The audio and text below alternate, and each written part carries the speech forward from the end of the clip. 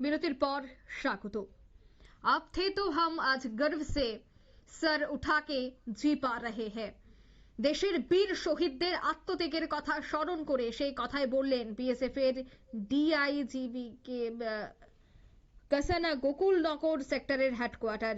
বৃহস্পতিবার Sonamura press club এবং BSF এর 81 নম্বর বাহিনীর যৌথ উদ্যোগে সোনামুড়া নগর পঞ্চায়েতের বীর মেমোরিয়াল স্মৃতিসৌধ প্রাঙ্গণে মা তুঝে সালাম শীর্ষক সাংস্কৃতিক অনুষ্ঠানের উদ্বোধকের ভাষণে কথাগুলি বলেন ডিআইজিবি কে কাসানা। মূলত সীমান্ত এলাকার মধ্যে সৌহার্দ্যপূর্ণ সম্পর্ক বজায় রাখতে বাহিনীর জওয়ানদের এই উদ্যোগ। এদিন অনুষ্ঠানে অন্যান্যদের মধ্যে উপস্থিত ছিলেন জেলা অতিরিক্ত পুলিশ সুপার রাজীব সূত্রধর, রাকেশ সিনহা, কমান্ড্যান্ট 81 নম্বর বাহিনী বিএসএফ, সোনামুড়া মহকুমা শাসক এম কে চাকমা, মহকুমা পুলিশ আধিকারিক শশী মোহন দেববর্মা সহ অন্যান্যরাও উপস্থিত ছিলেন। এদিনের এই অনুষ্ঠানের শুরুতেই উপস্থিত অতিথিরা বীর মেমোরিয়ালের শহীদ জওয়ানদের স্মৃতি উদ্দেশ্যে শ্রদ্ধাঞ্জলি জ্ঞাপন করেন।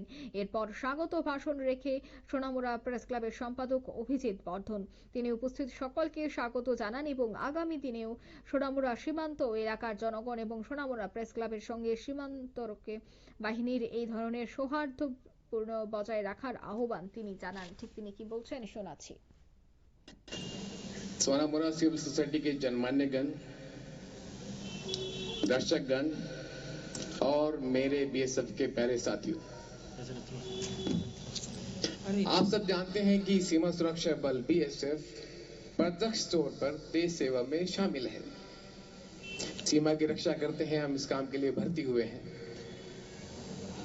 दिखता है कि देश सेवा कर रहे हैं, ये सच है, लेकिन ये भी सच है कि ये करते हुए हम बिना सीमावासी यानी कि आप लोगों के सहयोग और सहभागिता के बिना पूरा नहीं कर सकते हैं। ये बात भी हम स्वीकार करते हैं और करना चाहिए। उसी सहयोग और सहभागिता का जो आज उत्कृष्ट प्रदर्शन में देखने को यहाँ मुझे मिला है वो लाजवाब है।